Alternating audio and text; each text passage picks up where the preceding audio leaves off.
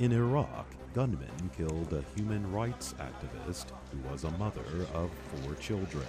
She had been involved in organizing protests for better government services in the city of Basra. South African police fired stun grenades to break up a protest in Cape Town. Demonstrators were protesting against poverty and high unemployment.